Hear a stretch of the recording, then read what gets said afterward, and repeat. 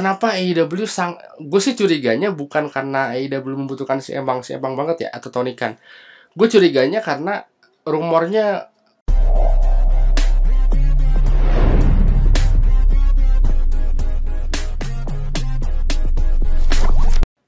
di Just Talk Wrestling kali ini. Gue sebenarnya mau bukan lebih ke berita, tapi gue mau bahas suatu hal yang sebenarnya udah gue males, tapi beritanya menguap lagi dan fans banyak ada dua belah pihak lah dari sudut pandang fans, dan terutama juga di Indonesia juga sama gitu. Dan banyak yang minta bahas soal ini, soal si Empang yang katanya mau return ke AEW di AEW bulan Juni di Chicago gitu. Terus si AEW itu bakalan ada sebuah, jadi kayak brand split gitu di AEW, ada dua brand. Gue belum baca lebih jelasnya si brand keduanya, kan AEW kan punya Dynamite sama Rampage, satu lagi itu namanya AEW Coalition. Cuma gue belum lebih tahu lebih jelas apakah nanti ada brand split kah atau gimana gitu. Dan ini kalau lo yang nggak tahu ya, gue jelasin dulu. Jadi waktu itu tahun lalu itu sempat AEW World Champion pada saat itu si Empang punya berkasus sama The Elite, Kenny Omega sama Young Bucks. Terus kasusnya di backstage, dan mereka bukan karena storyline atau apa ya, karena mereka sama sekali nggak punya storyline bersama di belakang layar. Terus kasusnya ini gue udah pernah bahas dan lu bisa cek aja, tapi maksudnya kasusnya simple. Dan akhirnya terjadi pemukulan dan 4 orang itu disuspend, 1 orang Johnny Ace siapa namanya, dipecat. Jadi udah kayak gitulah, jadi kasusnya chaos di belakang layar. Akhirnya The Elite balik karena mereka juga vice president dan co-founder juga, Kenny Omega dan Hangman. Terus si Empang beberapa kali udah enggak, dan sekarang gosipnya kenceng banget, termasuk Dave Meltzer, kalau si Empang mau balik gitu. Terus si kasus ini juga ditandai sama, katanya gosipnya itu Chris Jericho mau work sama si Empang. Jadi di balik layar bisa dibilang locker room leader. Jadi waktu pas kejadian chaos kemarin, 3 orang taking control, Daniel Bryan, Bryan Danielson, Jon Moxley, sama Chris Jericho udah taking control, bilang ke backstage kalau kita harus jalan, kita AEW, kita segala macam. Pokoknya mereka jadi locker room leader, termasuk Chris Jericho yang udah lebih senior, usia udah tua, dan dia jadi locker room leader lah untuk kasus kemarin. Dari banyak jadi di locker room AEW juga bagi dua, ada orang yang mau work sama si Empang termasuk FTR. Terus diklaim ada beberapa yang gue suka nih sama si Empang, dia ngasih influence bagus, dan mungkin gue juga curiga mereka juga emang fans si Empang gitu pas zaman dulunya. Tapi ada juga yang apalah si anjing itu bangsat, males gitu. Terus sekarang si Empang ramai lagi. Dave Meltzer sempat ngasih tahu juga kalau kemungkinan si Empang bisa balik. Gue tuh curiga seperti video yang sebelumnya tentang AEW di Wembley, kayaknya emang AEW butuh nama besar lain untuk ngisi Wembley gitu ya.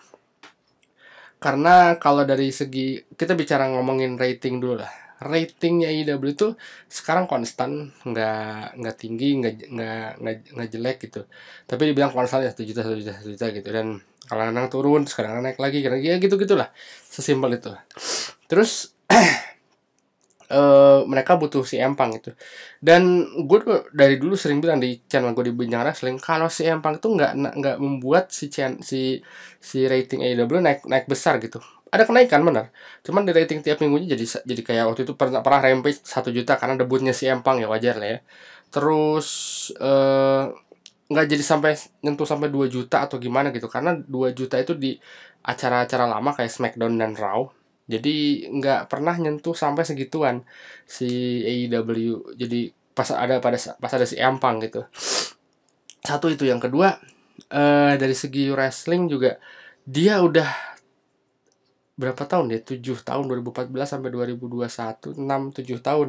Dia udah ngegulat dan match-nya biasa-biasa aja. Gue nggak ngelihat dia sebagai gimana, nggak seprima dulu. Bahkan dia usianya berapa sih? 40-an gitu. Dibanding Edge yang Edge lebih prima, dia udah Edge tuh hampir 10 11 tahun apa 9 tahun gitu. Retire. Bryan Danielson juga sama. Dan gua ngambil kesimpulan bahwa si Empang itu is not a great wrestler.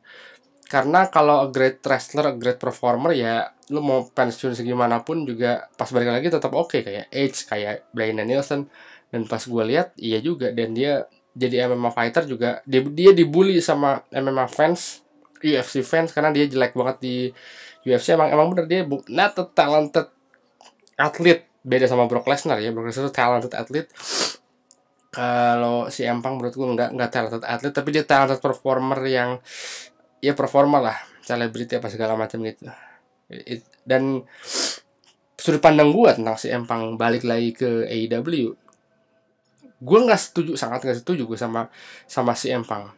Pertama, karena si Empang itu apa gitu kan, di AEW sekarang udah punya Jericho, Moxley, Danielson, Adam Cole, apalagi ya, Paige, Saraya. Terus banyak nama-nama besar yang udah ada di AEW, dan menurut gue bisa cukup untuk mengisi, untuk jadi masukin rating gitu dibanding si Empang ya. Dan si Empang tuh punya fans garis keras banget yang lama-lama menurut gue annoying. Sorry buat lo fans si Empang ya, tapi menurut gue lama-lama annoying. 2014 si Empang cabut dari WWE dan dia balik lagi ke AEW 2021. Gue salah satu orang yang menunggu si Empang. Wah, si Empang balik nih ke AEW dan excited gitu kan. Anjing, si Empang bisa balik deh. Dia waktu itu bermasalah sama backstage-nya WWE, dan sekarang dia bermasalah sama backstage AEW. Yang salah itu sebenarnya WWE apa AEW-nya gitu. Dan kalau misalnya si Empang bilang, ya gue tuh apa namanya, gue tuh pengen di WWE itu ada regenerasi. Dia kan bilang gitu, oh Daniel Bryan lagi hot nih sekarang. Akhirnya Daniel Bryan dijadiin world champion juga. Dan to be honest ya, Daniel Bryan atau Bryan Danielson atau apapun bukan selevel Roman Reigns sih menurut gue. He's a great talented athlete, tapi untuk dari star power nggak segede Roman Reigns menurut gue ya. Jadi balik lagi ke tadi, apa gitu. Dan kenapa AEW gue sih curiganya bukan karena AEW membutuhkan si Empang banget ya, atau Tony Khan. Gue curiganya karena rumornya kontrak si Empang tuh 3 juta dolar 1 tahun, dan dia dikontrak sama 3 tahun, jadi guarantee money 3 juta. Dan sayang banget lu udah ngeluarin 9 jutaan. Gue gak tau sih kontraknya 3 tahun apa 5 tahun, tapi kita asumsi 3 tahun gitu. Lu udah kontrak 3 tahun dan dikontrak 9 juta gitu, udah 9 juta US dollar by the way ya. Dan lu nggak dipakai ya rugi kan. Gue sih curiganya ke situ. Dan atau gue juga nggak tahu apakah Tony Khan emang sayang banget sama si Empang. Dia fans, jadi belum bisa melihat apakah dia tuh fans atau owner of wrestling company. Gue juga masih belum paham sama Tony Khan. Tapi yang jelas harusnya Tony Khan sih emang udah start creating yang baru-baru gitu.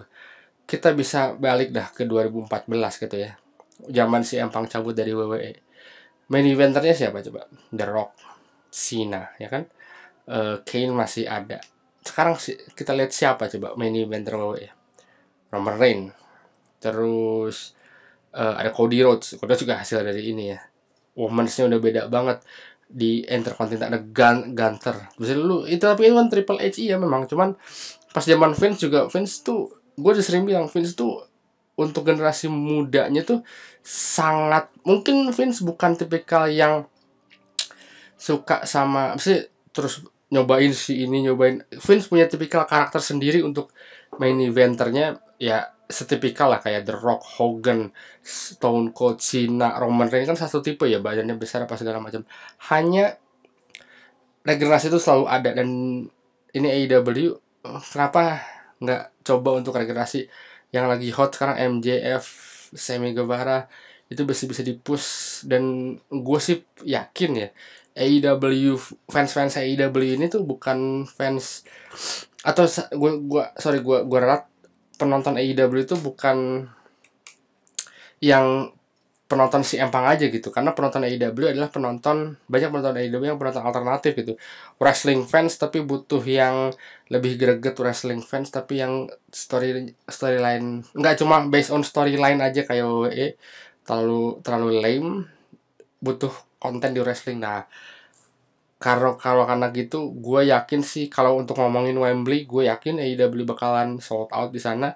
Gue yakin juga di kedepannya AEW bakal punya produk-produk yang oke. Ada Keith Lee, ada Swerve, banyak lah di AEW, Wardlow. Tapi sekarang kalau ngomongin si Empang lagi, gue bosen dan gue enak, dan fansnya enak gitu gue. Lu nggak bisa gue tuh dulu anjing berarti si Empang cabut, gue fuck lah. Pas sekarang si Empang anjing juga ya di AEW, padahal udah ya udah maksudnya gini, di AEW tuh dia bermasalah sama dua company, berarti dia ada yang salah sama ini orang kan.